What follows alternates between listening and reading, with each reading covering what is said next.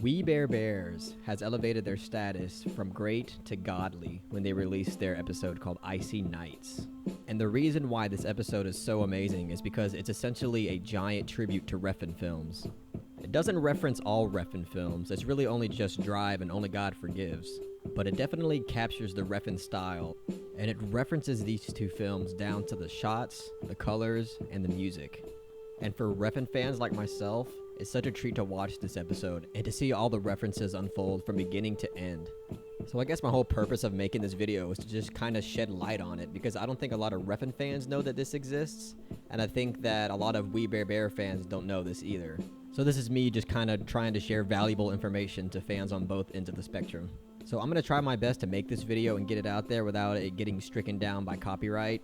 So I apologize if some of the cuts back to the source material seem rather fast. I'm just trying to, not get screwed.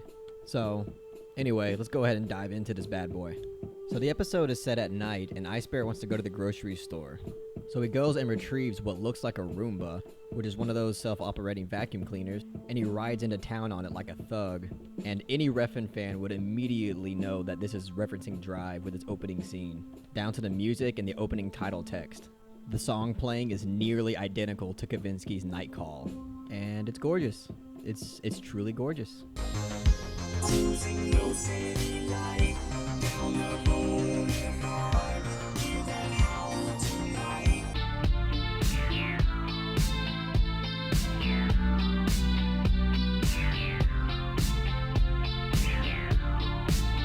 I'm giving you a night call to tell you how I feel. So Ice Bear arrives at the grocery store and he chains up his Roomba outside. As he attempts to purchase his items, he notices some douchebags outside messing with his Roomba. So he goes out there to confront them, and throughout this entire confrontation, a song that is again nearly identical to the Chromatics' Tick of the Clock is playing in the background.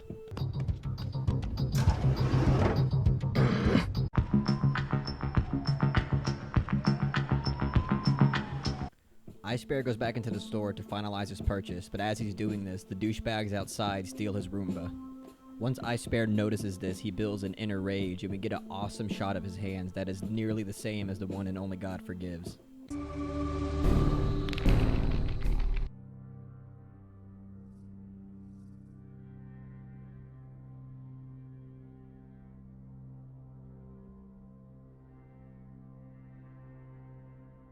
So Ice Bear goes to this exclusive underground bar where he reunites with an acquaintance that has given him help before. He asks if she can give him any information on the symbol that was on the back of the getaway truck, and he is eventually able to persuade her by using her native tongue. She gives him information on the location of the headquarters and hands him a key card. And the song playing in the bar the whole time is a copycat of Desire's Under Your Spell from the movie Drive. Why don't you stay a while? Catch up on old, huh?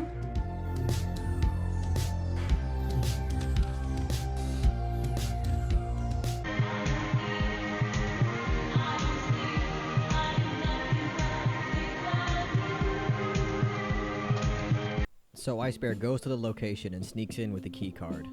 And the hallway that he sneaks through looks awfully similar to the hallway in Only God Forgives in terms of color scheme. As he's sneaking through the building, he runs into a room of arcade machines that eventually leads him to where the douchebags are.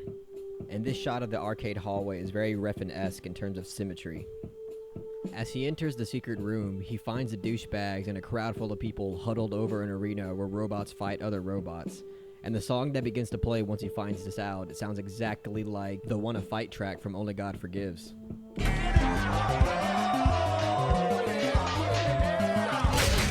Please, bro grabbers! Move it, buddy.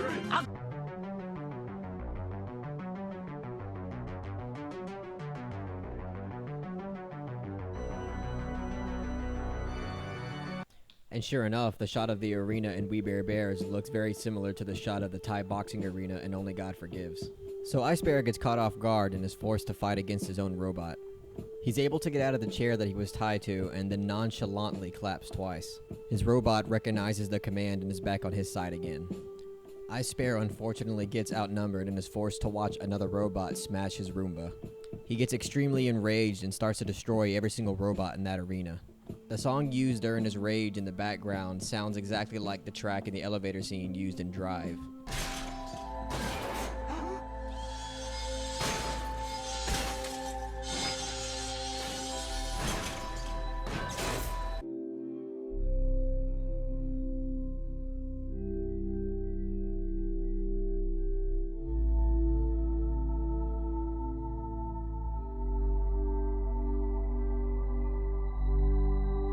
What's also interesting is this shot of Ice Bear ripping this robot's head off looked almost exactly like the same shot in the elevator scene where Ryan Gosling's character is smashing that dude's face in with his foot. And the look that Carey Mulligan gives Ryan Gosling after he stomps the guy's face in looks a lot like the look that everybody gives Ice Bear in the arena after he destroys all the robots. Ice Bear climbs out of the arena and attempts to go fight the douchebag, but he's able to get away from Ice Bear by using sneaky hologram technology, which may set up for a sequel tribute Refn episode. I'm not totally sure, but that would be pretty awesome. So Ice Bear picks up his smashed Roomba and walks back home as a song plays in the background that sounds exactly like the iconic College and Electric Youth song from Drive. This one is really impossible to miss if you're a Drive fan.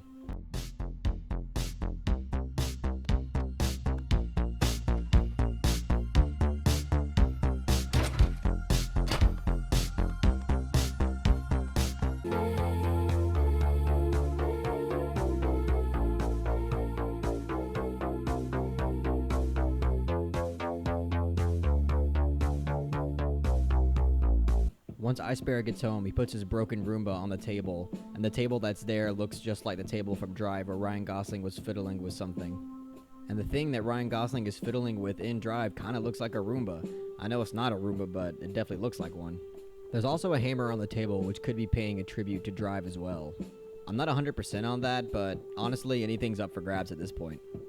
So Ice Bear claps twice just to see if it turns on, and lucky for him it actually does, and then the episode ends. And that's basically it. I hope I was able to introduce y'all to something that maybe y'all didn't know existed, especially to both Refn fans and We Bare Bears fans. Well, I appreciate everybody for checking this video out, and if you enjoyed this video, please subscribe to the Misfit Pawn channel so you can be updated on more film-related content.